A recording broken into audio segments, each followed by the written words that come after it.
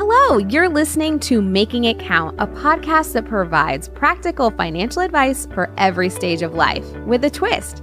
We're your hosts, Christina and Will. We aren't financial experts. We're just like you, aka trying not to stumble our way to financial success. That's where our money smart friends come into the equation. You see what I did there, Will? Yes. I guess we need to add a bad pun disclaimer to our show description. Well, as long as we add a reality TV spoiler disclaimer as well. I'm there for that.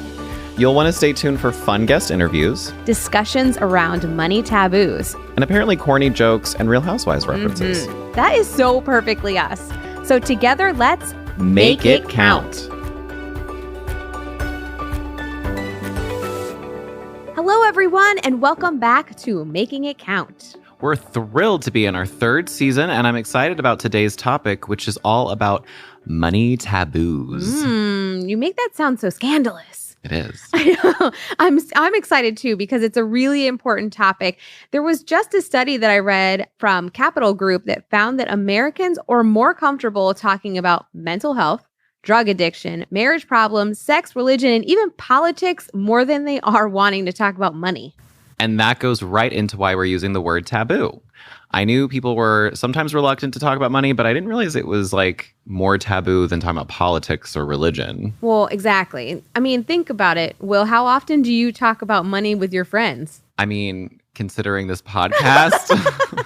Besides the podcast, in your own personal life, how often do you talk about it, or with your friends or family? Like, do you even talk about money with them? No, we're like outside of Zach, like, no, not really. Yeah, me either. Like for me growing up, my parents were always like, no, you don't talk about money. Like you don't, no, that's like not. It's like impolite. Yes. I think the extent is like a Venmo.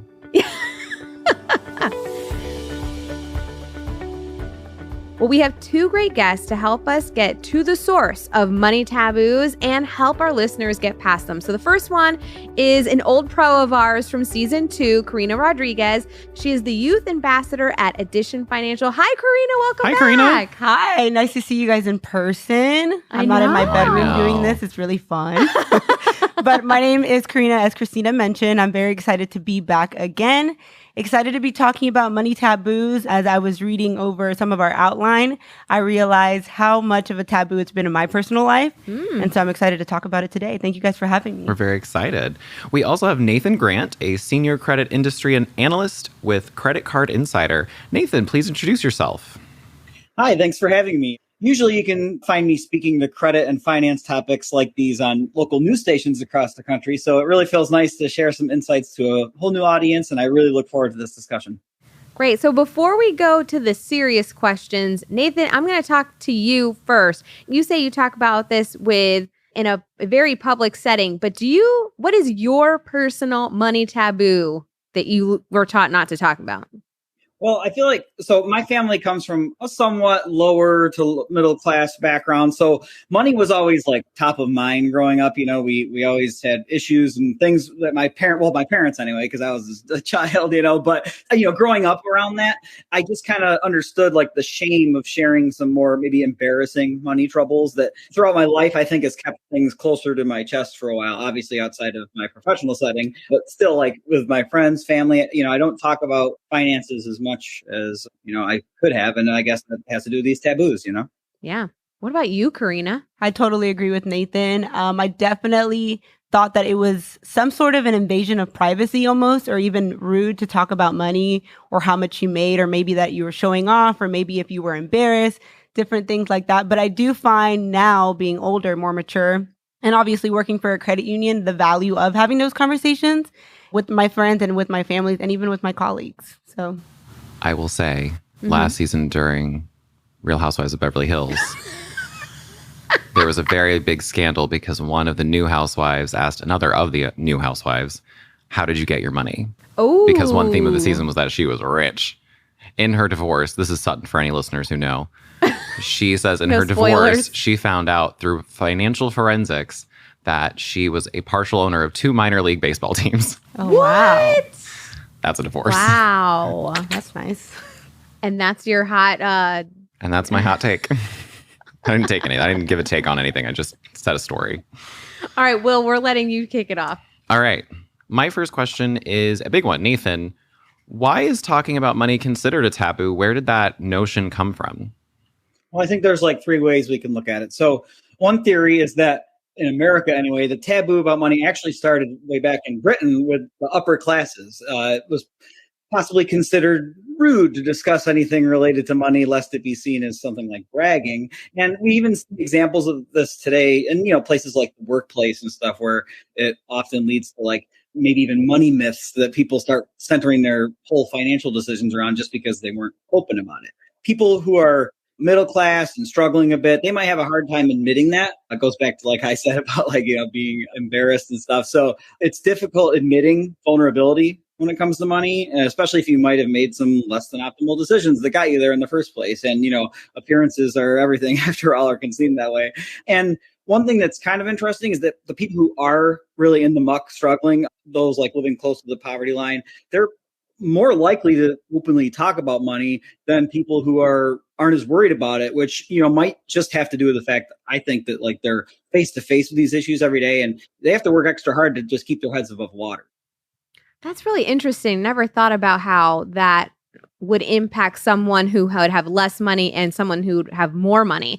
So, Karina, it seems that not talking about money is something that only benefits really people that are financially secure. How can we get around that? Yeah, I definitely think it does. And if we think about it logically, we know that there's a wage gap between men and women and a wage gap between white people and people of color. If the people at the top, aka the company owners and the wealthy, don't really encourage that type of conversation, people from maybe the lower class disclosing salary and pay information, then it's easier for that to keep going on.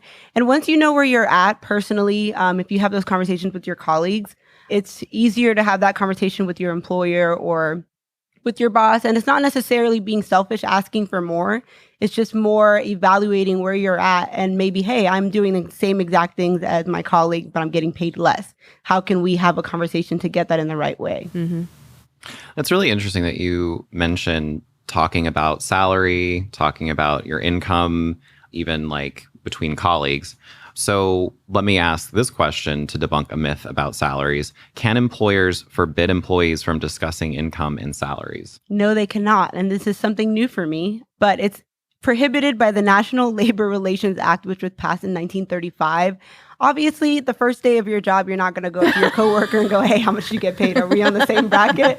It comes with trust, having those conversations with your colleagues. But I think it's important to have them just to make sure that you are on the right track. But no, you can speak about salaries with your colleagues. It is not illegal. So, Will, how much do you make? Less than Christina for sure. Stop it. But I've never Look whose name is first. Look whose name is first, okay? That's true.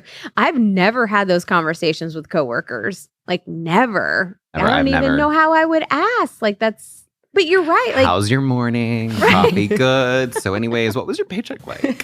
Right. And I mean, everybody's paycheck is different because some people put more into 401k or some people put... No, I'm talking like, gross. Oh, okay. Not net. I'll talk about it later. Another money taboo topic that is very near and dear to my heart is retirement savings. I'm very vocal about retirement savings. 65, baby. 65. Well, I'm shooting for 62 now. Oh. I'm at the 62 train.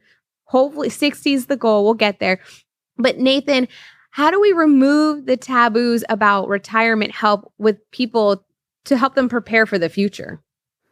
Yeah, well, I mean, I think one of the most important things that we can do is actually help young people understand the power of compound interest. I mean, case in point, I wish I took it more seriously earlier on. Now I know, and I'm like, oh, I wish I would have taken it seriously. But, a lot of workers who they're just starting out, they look at those 401k contributions, reducing the money they have in the here and now, and without understanding the huge difference that it could make to be able to max out those contributions. I mean, it makes sense. If you have bills to pay, maximizing those contributions might seem like, I don't know if I can really afford this. But, especially if your employer offers like a good system to match a portion of that, you could really be taking advantage of stuff that can significantly help you early on. And obviously I have to say it because it relates to stuff that I talk about more regularly. But, being more open about talking about money in general can help you make those kinds of responsible decisions when it comes to things like managing your debt and stuff like that. So you could end up freeing up more money that can then be used and applied to your 401k each month and reduce the potential burden that it might maybe seem to have for people. I think removing the taboo about retirement can help actually people with aging parents actually understand what their situation is too. And it's unfortunate, but a lot of times, the kids end up finding themselves having to really take care of their parents in a lot of ways. And, it might be really a requirement for them to kind of know and have a grasp on that kind of stuff so they can be of a better help. And, a lot of times these adult children, they have families of their own. And, they have to also become a caregiver for their own parents. It's even, more of a thing they have to juggle. That group's often nicknamed the sandwich generation, which, they could probably find themselves with more stress than the average adult. But, whether you have your own children or not, I mean, it's still wise to openly communicate with your parents about stuff like retirement plans and stuff like that and options they have, just so you understand, and for yourself personally, you want to know for you to retire, is early retirement even on the table? Social Security payments probably aren't going to be enough for most people. So there's so many reasons, of why it's so important. This is a good time to plug our episode where we talked about retirement savings. Yes, we have 2 episodes from season 1. One is retirement for 40 and under, and one is retirement for 40 and over. So definitely check out those 2 episodes from season 1. They have lots of amazing information about preparing for retirement. Yeah, we touch on Social Security and what it means too. Yeah. Mm-hmm. Anyways, but Nathan, you were talking about aging parents, and as someone who, and I won't say aging parents because they might kill me if they hear that, parents of a certain age, as they're getting to that point of thinking about retirement, it is concerning. So how do you broach that topic with your parents if they themselves most likely think that it's taboo?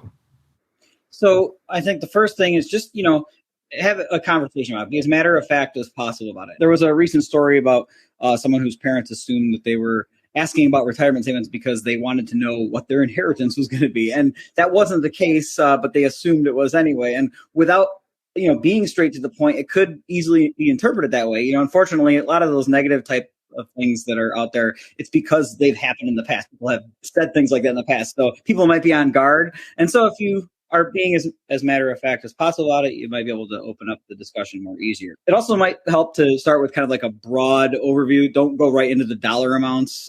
Address the taboo head on even, say like, I know some people think it is taboo to talk about money, but I'd like it if we could kind of talk about your general financial picture and point out that you're coming at the conversation with the intent of genuine concern and care, that you want to be on the same page so you can help be more effective with your help. And it might also be helpful to avoid questioning any individual financial decisions that they've made and more focus on like the security and income predictability or like the challenges that have faced others when retirement comes. So you're, again, coming from a place of concern rather than judgment.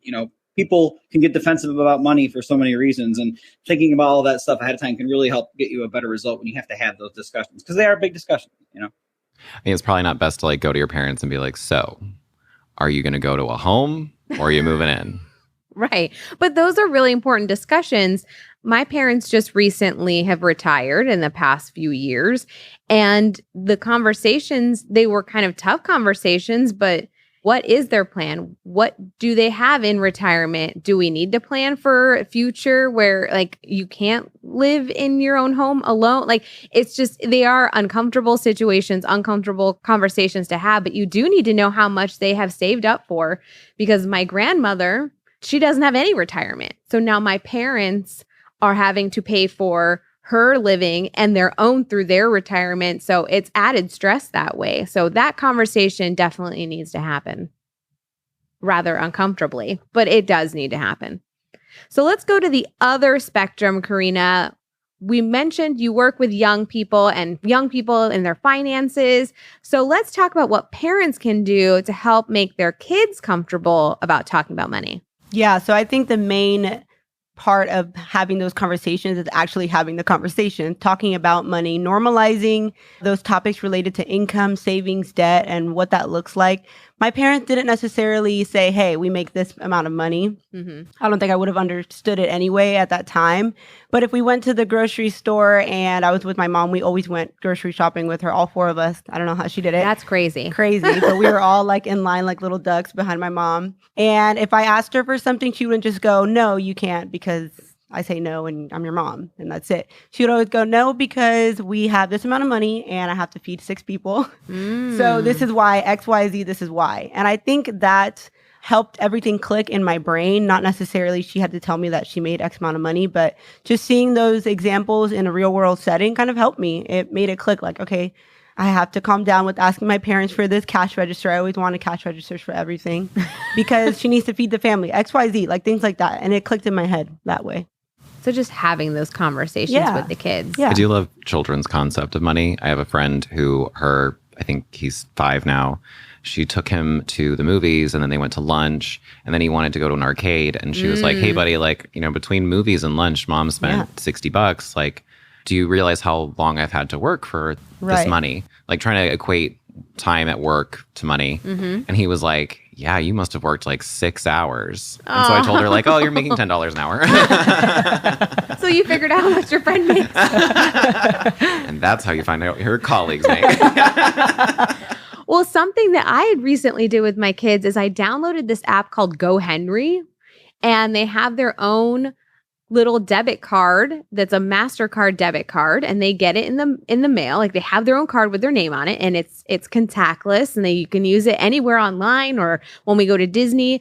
And then they have a savings account, and they have their spending account, and then they can do different things. So my older daughter, Olivia, has to pay me back for something I paid for. So she does a direct withdrawal every week that goes directly into savings, charity, and then paying me back for that sweatshirt. And she sees it because she's like, oh man, it's going to take me 4 weeks to like pay this back, but I really want to and so she does more chores based on wanting to pay off this sweatshirt faster. That's awesome. It's really Debt cool. collector Christina. And then like tomorrow Tack we're on going interest with that one. Well, tomorrow we're going to Disney, so they'll actually move money from savings onto their card, and they actually go to Disney and they pay with their credit card. I love that. It's No, that's so great. fun. That's so cool. No, that's very good. I didn't even know that existed. That's It's amazing. great. It must have been an expensive sweater. I'm just stuck on that. Sorry. Sorry.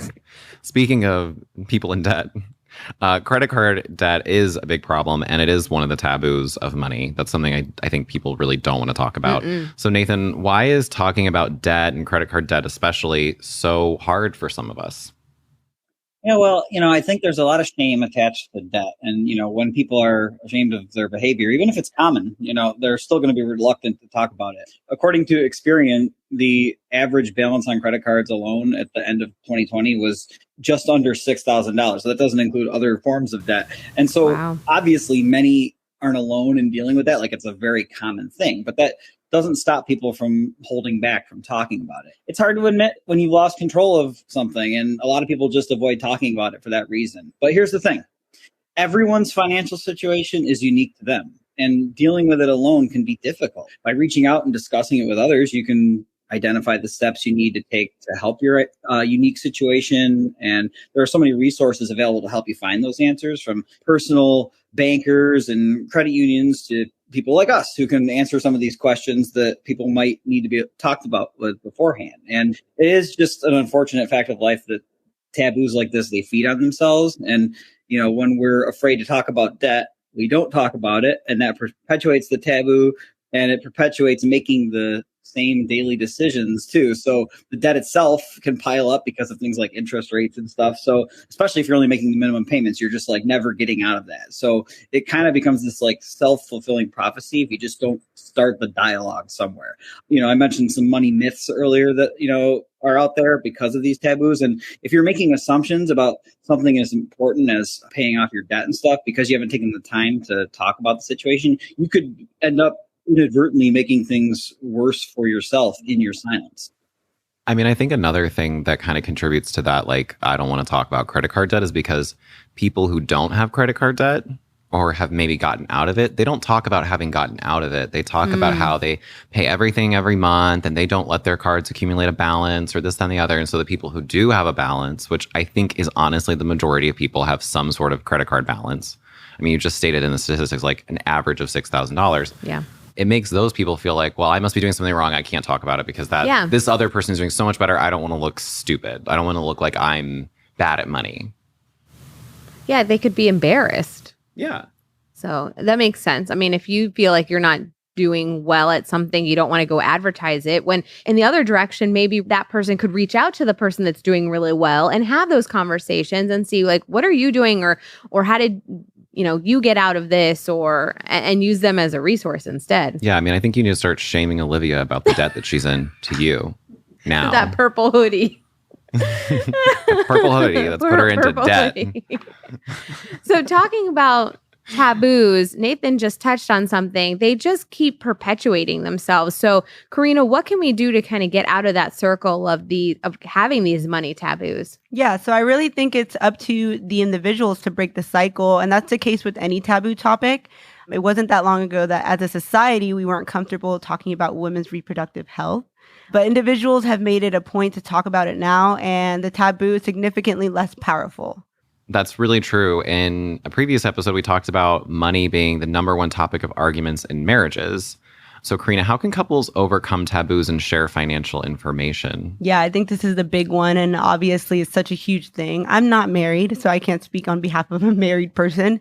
But I will say in my relationship now, we are very open about how much we make or what our goals are, because whether you want to be married or not, if that's the next step for you, it's important to have those conversations and to know what kind of the financial picture as a whole looks like. And obviously approaching the subject with just being sensitive and not being judgmental, because I think it's a huge thing for men to feel pressure to make more than the women. And just having that, like, when you go into these conversations, they can be a little bit awkward if you make more or they make more, or you make less, like, et cetera, whatever the case is. But I think just being transparent is the key. You always want to know what you're walking into. Yeah. Yeah. Well, Christina has her daughter in debt, so I think she's pretty open with her. I'm kidding. I'm kidding. She's paying it off. She's making $1 payments every week. No, I kid, but it actually is a really good lesson that you're teaching her. Absolutely, it is. And I'm not charging her interest. I think it'd be really funny if you did. I should. That would be a real life scenario. Be like, I'm going to charge you 10% interest on that. So maybe it'll make her want to pay it off faster. Because then, like a credit card, the longer you keep that balance, the more you're going to end up paying for that purple sweatshirt anyway. Exactly. Putting ideas in her head I'm going now. to blame you, Will. No. If Olivia's like, wait, what? I'm going to be like, it's Will's fault. Your payment is doubled. Balloon payment. Yeah. So we talked earlier about how interesting it is that people who don't have financial security are more likely to have frank conversations about money, and then less likely to consider it a money taboo. So Nathan, why do you think that that's the case?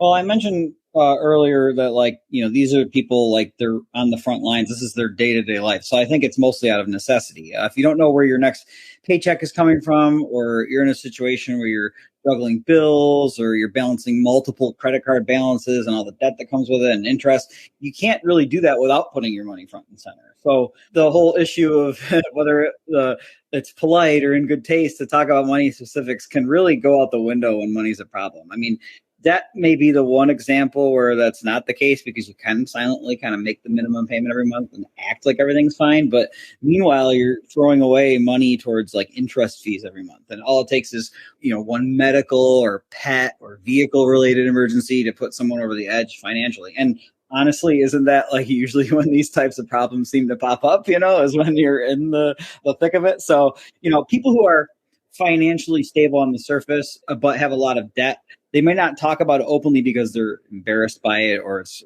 contrary to the image they're trying to project. In the age of social media, it's even more possible than ever before to project a facade that everything's A-okay. But on the flip side, you are also being inundated on social media with FOMO and comparing yourself to others, showing off their successes. So I feel like that's making that pressure even more.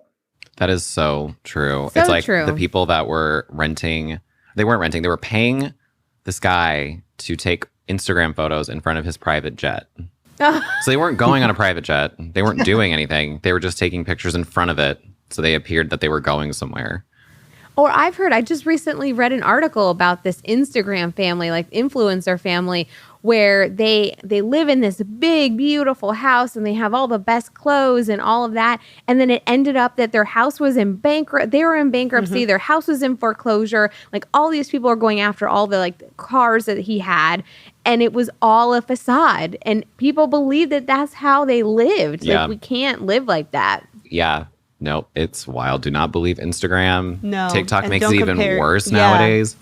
Yeah, when you see couples that are TikTokers or YouTubers or Instagrammers and they're like 22 with the biggest house and the cars, I'm just like, so you compare yourself and I'm 25 and I'm like, I should be there, but it's not realistic. And they always say something stupid like, I'm 22 and I have a house. Right. What are you doing? And I'm Right. like, well, you might have a trust fund. That too, yeah. So let's talk about that. But it's insane. Yeah. And like, It really is. I could go on about that. That's a really great point. Yeah. All right, it's time for our rapid fire round. And Will, you are up first. You ready? Always ready. My first question is for you, Karina. Should parents tell kids how much they earn? I don't know that they need to because like you were saying that story earlier with your friend's son, they don't really understand the concept of money, but I think just having those conversations like, hey, how long do you think that it earned for me to be able to pay for this movie theater and for lunch? And having that click in their minds, because if you tell them, hey, I make 70 grand a year, they're going to be like, cool. What does that mean? You know what I mean? Yeah. But I think just having those conversations where on their level, making it click in their little brains. Yeah, their concept of money is a little different. It's kind of like when we hear $1 billion. Like, there's some. I read a study that like humans have lose it never up to evolved. $1 They million. haven't evolved far enough to understand the word, like the number 1 billion. Right. But even if you tell your kids, like Karina said, like, oh, I make 70,000. Yeah. The kids don't understand it, but they'll go to school and tell everyone. And then the they teacher will. who understands it will know how much. So like they have no concept of what you Yeah, and then she's can't- like, "Why didn't you just buy the purple sweatshirt for your daughter, you cheapo?" I've done so many financial literacies where I go into a little classroom of kindergartners and they're like, my dad has X amount of money. And I'm like, cool, awesome. So back to the presentation. My dad has $1 million. They're so honest. Yes, they are. They don't know about money taboos. And maybe that's the way we should live. Right. Like maybe we Maybe we shouldn't should care. learn from them. Yeah, we should learn from their innocence and Christina's perpetuating taboos. She doesn't want the parents in her kids' class knowing how much she makes. I'm just saying that they have no they attacking her don't today. have any filter. Like Right. kids don't know what No. to talk about, what not to talk about. Yeah. Like you come home and I'm like, oh my gosh. Like, my mom and dad are arguing a lot. Exactly. All right, Nathan, this one's for you. What is the best way that couples can break the ice about talking about debt? Well, to avoid those arguments, just as calm and a matter of fact way as possible. Try and like cross that bridge also as early on as possible. You won't know what to expect going in if you haven't already talked about it. So, just make a deal that you'll disclose numbers. And if you need to take some time before getting into the details, take that time, but you don't need to do everything all at once. I was actually asked to contribute a blog post on Plenty of Fish once in the past about things you should be open about in a serious relationship. And things like debt and credit scores were among the top points. So like if you're carrying a lot of debt and it's affecting your credit scores to the point where you might have trouble getting good rates or vehicle loan approvals, many might not think about how even in the world of dating, like someone's debts and credit could be one of those deal breakers. So it's best to address that as soon as possible. Obviously, you don't have to put it all on the table, but just open communication is a good thing in relationships, isn't it? So Nathan, on the first date, credit score. I need your debt. I need all your credit cards. First date conversation, right? I go down the list, and I mean, I do. on my first in-person date with Zach, I did ask him about his credit score. So did I. Really? Not with that, but Not with too. Zach. Well, that You would did be too? it. Yeah. the deal breaker. No, it was because I'd been in a relationship where that was an issue. I won't go into detail, but it was a problem. And so I was like, hey, we've been talking for a few weeks. So now that we're in person, what's that look like? And he was like, blah, blah, blah. And I was like, okay, good. We're fine. Like, it was a number that pleased me. I was fine. And you too, Karina? Yeah, because you make these goals in your mind, like, hey, if this becomes something serious, what house could we get, or what situation would we be in? And if you don't know those things, you're gonna be in for a surprise. If you're used to a certain way of living and then it's not the same way, it's hard. Love doesn't overcome all. It's hard. You don't have to be perfect, but on the right track, I think. Yeah. You know, I do want to say you do see happy couples in all like classes of, Yes. you know, financial situation. So that's why, again, I think it really comes back to communicating it, because these people who are maybe living in a lower, you know, income level, where's their happiness coming from? Well, it's probably because they're open about it. There's not keeping secrets about it and everything. And so I really think like, I think it should be important to everybody, you know, because of all those big decisions, especially if you're trying to have a family and a future with someone. But I think that it really is at the root of kind of what we're talking about today, is like talking about it, you know, I mean, communicating. when I met Zach, he was a barista. So like, I kind of like knew what the situation was, but I just want to know, I was like, credit. Let me ask credit. Well, and student loan debt. When Mark and I were dating, we just graduated from college. So, I mean, we're in a totally different place now, but yeah, that's definitely important. Mm-hmm. It is. All right, Karina, this one says it's in the spirit of fun, but I don't know how fun it's going to be for you. So in the spirit of fun, breaking through taboos, what's a money mistake you've made and what would you do differently now? That's not fun. I'm going to blame doesn't it on sound- my Sarah parents. Lauren. I was given the question to ask. Hands up. You have to answer after I answer, Will. Okay, yeah, Ah. I'll answer. No, I'll answer. Well, I'm going to blame this one on my parents. Sorry, mom and dad. I love you guys. But I was raised by some very old school Spanish parents who kind of taught me, if you can't pay it off cash, then just don't do it at all. So I never understood the value of having a credit score until I started working at the credit union. And I remember when I was 19, I bought my first car myself and I paid it cash. Wow. And it makes me so, I mean, it was a Honda Civic 2008, nothing crazy. Like, it wasn't Still. insane. But yeah, it was a super awesome accomplishment for myself. But in hindsight, I'm like, why did I not like get a loan for that? And now I don't even have like the credit to show that, hey, I was a good borrower and I paid back on time every month. Like, there's nothing to show for all that hard work. So I think that was one of my biggest regrets. And whenever I did eventually buy my first big girl car, I had great credit, but it was young credit. So I wish I would have started earlier, and I wish I would have known the value of like, hey, a credit score is okay, and it's not scary to get into debt if you're doing it the right way. Yeah. I think mine is definitely when I was in college and like, you know, you start off with one little credit card. Yeah. And then it goes to another credit card. And then, you know, you start paying those credit cards on time. Maybe not the whole balance. Definitely in my case, not the whole balance. And then, you know, every time they raise your limit, you're just like, oh, there's more money there. And you're just wanting to live your life and have fun. And so I did rack up credit card debt and I paid off a lot of credit card debt. And so it's something I wish people understood better, is like how much credit card debt accumulates and how quickly it accumulates. Oh, yeah. Like Yes. you will be drowning before you know And it. interest rates on the minimum payment, on the amount of debt that you have on that credit card, how those interest rates really go towards all, like how much more expensive that debt becomes. Yep. Okay, Nathan, now I got to ask you, what is your biggest money mistake that you've made?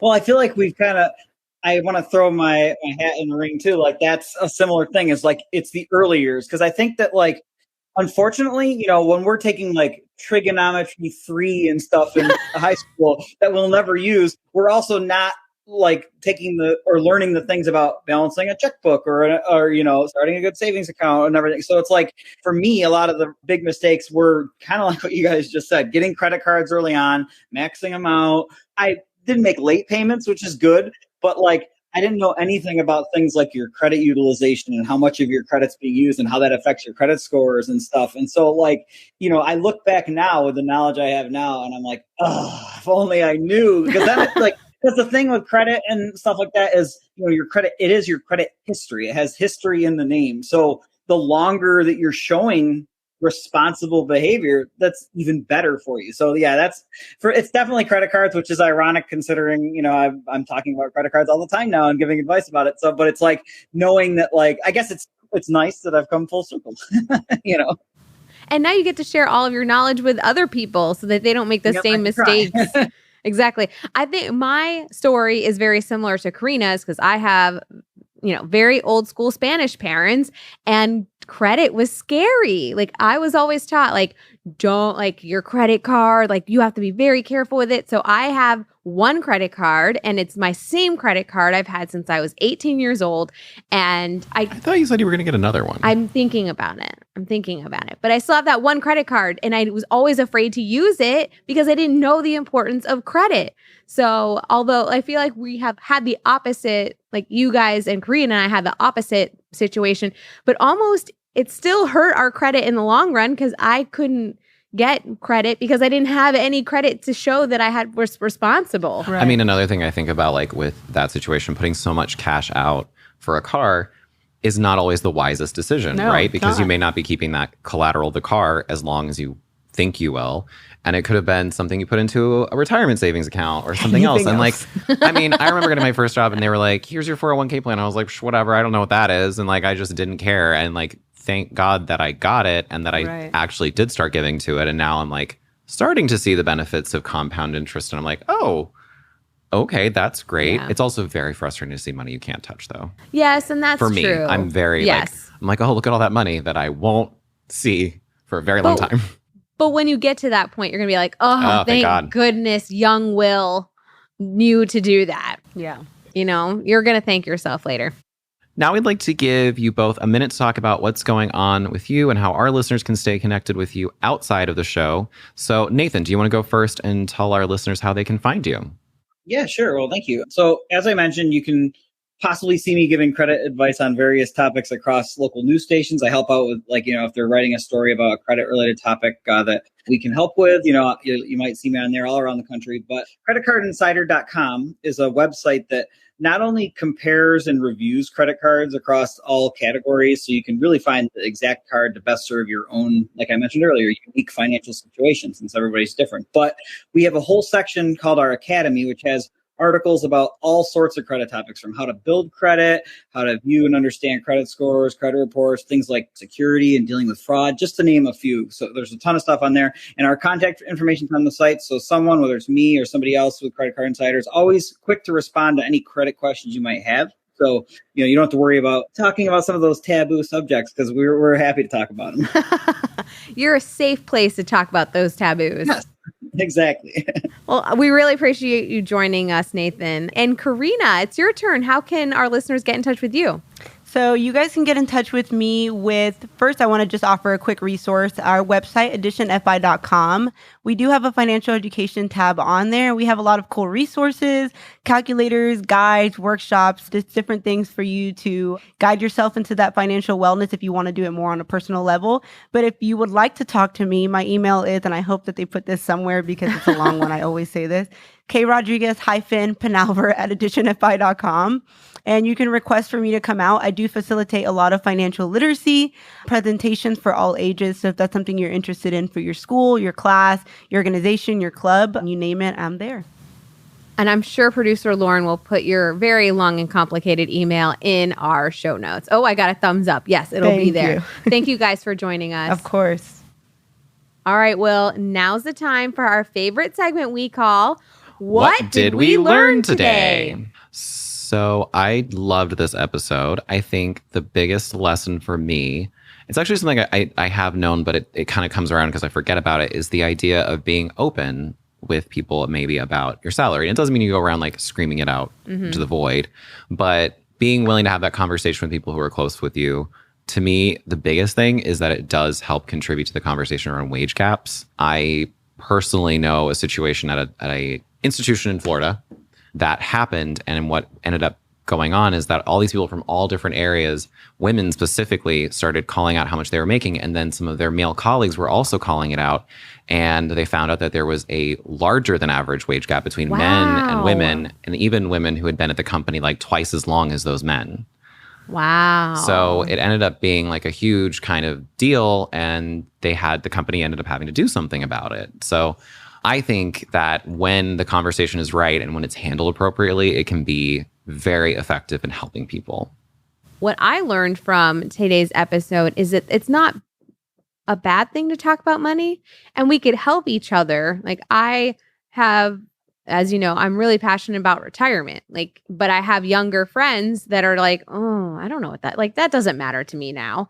So if I don't voice why it's important, then they will never understand, because nobody, like in college, like Nathan was saying, they don't talk about retirement in college. You don't talk about credit in college. You don't talk about any of those things. So I think even just having the open conversation, maybe people will feel comfortable enough to come and ask you the question so that they feel better prepared. Absolutely. At the end of every episode, we share some resources to help our listeners make it count in their daily lives. I'm really excited about the first one, which is the Millennial Playbook to Paying Off Debt and Saving for the Future. It's a guide to help young adults break through money taboos and deal with issues related to debt and retirement. That is such a great resource, Will. And we have a second resource we want to recommend to you called the Online Money Management Tools Comparison Chart. It can be really hard to choose between the best money management tools for your needs. So this is a great downloadable chart that allows you to compare Mint, NerdWallet, Good Money, You Need a Budget, plus the fit that you pick. And it's very easy to compare and contrast. We'll link both of those in the show notes, and we look forward to the next episode of Making It Count. And that's a wrap on this episode of Making It Count. If you learned something new or inspired to reach your financial goals, or just found us entertaining, please subscribe, share, or rate, and review us on your favorite podcast app. And don't worry, we'll be back soon with another new episode of Making It Count.